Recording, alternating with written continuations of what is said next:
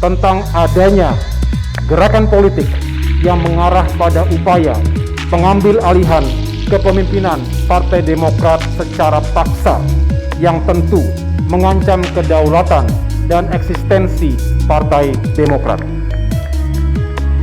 Menurut kesaksian dan testimoni banyak pihak yang kami dapatkan, gerakan ini melibatkan pejabat penting pemerintahan yang secara fungsional berada di dalam lingkar kekuasaan terdekat dengan Presiden Joko Widodo.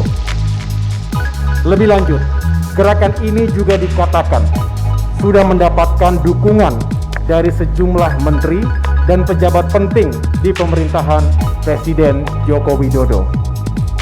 Tentunya, kami tidak mudah percaya dan tetap mengedepankan azas praduga tak bersalah, presumption of innocence, dalam permasalahan ini. Karena itu, tadi pagi, saya telah mengirimkan surat secara resmi kepada yang terhormat Bapak Presiden Joko Widodo untuk mendapatkan konfirmasi dan klarifikasi dari beliau terkait kebenaran berita yang kami dapatkan ini. Sehubungan dengan hal itu, saya akan menyampaikan penjelasan tentang gerakan politik yang bertujuan mengambil alih kekuasaan pimpinan Partai Demokrat secara inkonstitusional tersebut. Sebagai pembelajaran bagi kita, karena hal ini bisa terjadi pada partai politik lainnya. 10 hari yang lalu, kami menerima laporan dan aduan dari banyak pimpinan dan kader Partai Demokrat, baik pusat, daerah, maupun cabang, tentang adanya gerakan dan manuver politik oleh segelintir kader dan mantan kader Demokrat, serta melibatkan pihak luar atau eksternal partai yang dilakukan secara sistematis. Gabungan dari pelaku gerakan ini ada 5 orang, terdiri dari 1 kader Demokrat aktif, 1 kader yang sudah 6 tahun tidak aktif, 1 mantan kader yang sudah 9 tahun diberhentikan dengan tidak hormat dari partai karena menjalani hukuman akibat korupsi, dan 1 mantan kader yang telah keluar dari partai 3 tahun yang lalu. Sedangkan yang non-kader partai adalah seorang pejabat tinggi pemerintahan yang sekali lagi sedang kami mintakan konfirmasi dan klarifikasinya kepada Presiden Joko Widodo. Para pimpinan dan kader Demokrat yang melapor kepada kami tersebut merasa tidak nyaman dan bahkan menolak ketika dihubungi dan diajak untuk melakukan penggantian Ketua Umum Partai Demokrat. Ajakan dan permintaan dukungan untuk mengganti dengan paksa Ketua Umum Partai Demokrat tersebut dilakukan baik melalui telepon maupun pertemuan langsung.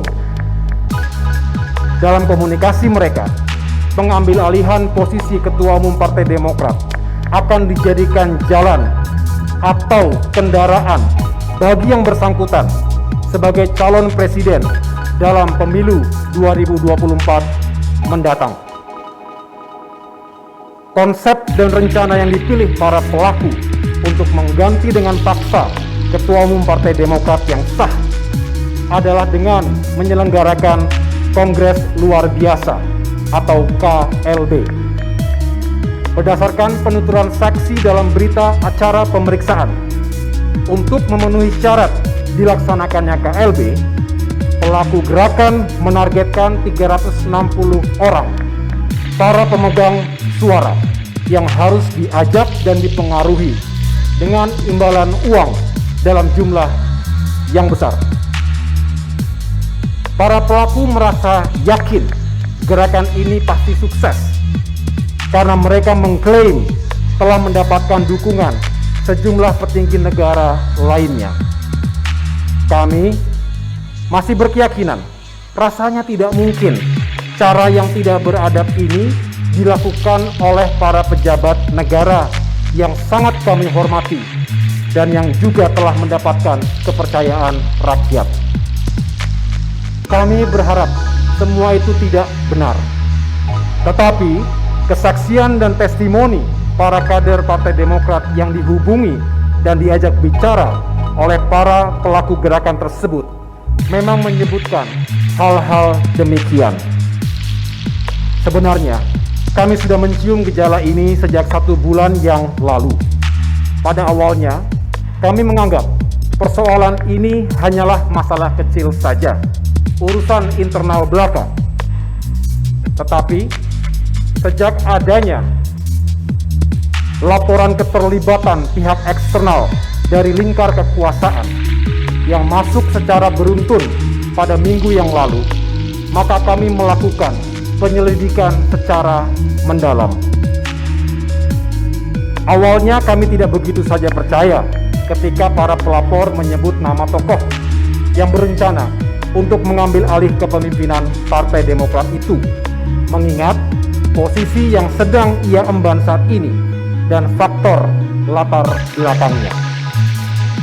Tetapi, lebih dari 8 saksi mengatakan telah bertemu langsung dengan pejabat pemerintahan itu dan mendengar secara langsung pula rencana-rencana seperti yang telah saya sampaikan sebelumnya. Dengan tengah dilaksanakannya gerakan untuk pengambil alihan secara paksa kepemimpinan Partai Demokrat tersebut, kami tentu akan mempertahankan kedaulatan dan kehormatan partai kami. Kami yakin tidak ada satupun pemimpin partai politik yang rela diambil alih kekuasaannya secara inkonstitusional oleh pihak manapun. Dalam upaya mempertahankan apa yang kami miliki tersebut, akan kami tempuh dengan mengindahkan konstitusi dan undang-undang, peranata hukum, serta ikhtiar politik yang bertumpu pada nilai-nilai keadilan, moral, dan etika. Tentu kami akan bersikap tegas. Namun insya Allah, Partai Demokrat akan tetap konsisten menggunakan cara-cara yang damai dan berkeadaban, bukan kekerasan dan kegaduhan sosial yang mungkin saja akan mengganggu situasi nasional yang tengah menghadapi tantangan pandemi COVID-19 dan krisis ekonomi dewasa ini.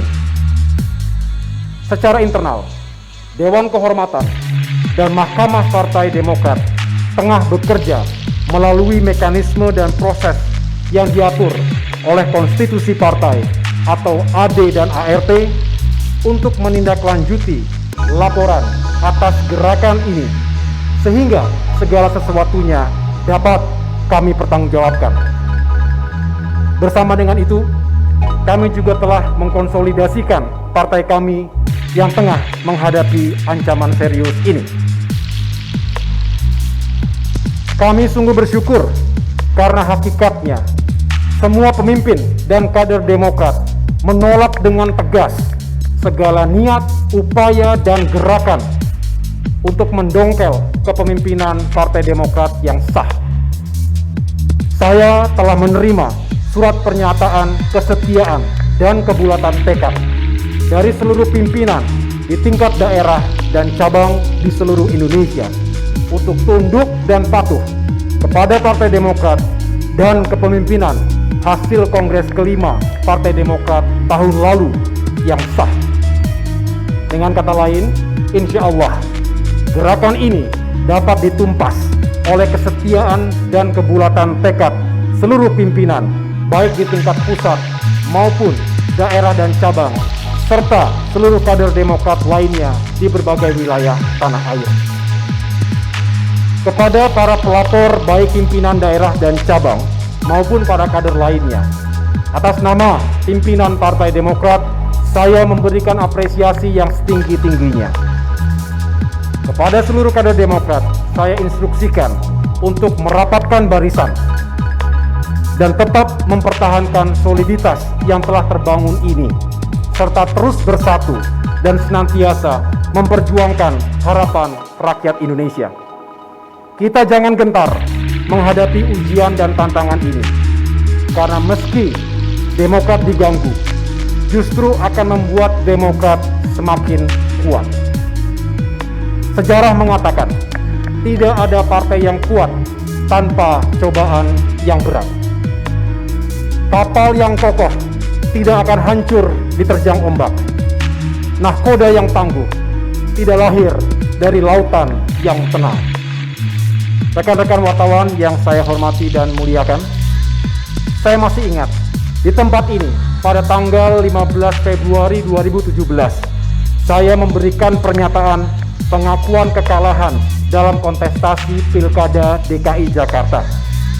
Sekaligus saya sampaikan ucapan selamat kepada para pemenang. Pernyataan itu saya lakukan secara sadar untuk melatih diri berjiwa kesatria, sebagaimana yang telah ditanamkan oleh orang tua, keluarga, para pengasuh, para pembina, dan para senior. Mulai sejak kecil hingga masuk di lingkungan SMA Taruna Nusantara, Akademi Militer, dan mengabdi di jajaran TNI, bahkan hingga saya memasuki pengabdian di dunia politik. Saya masih ingat pesan terakhir dari para senior saya sebelum saya bergabung ke politik.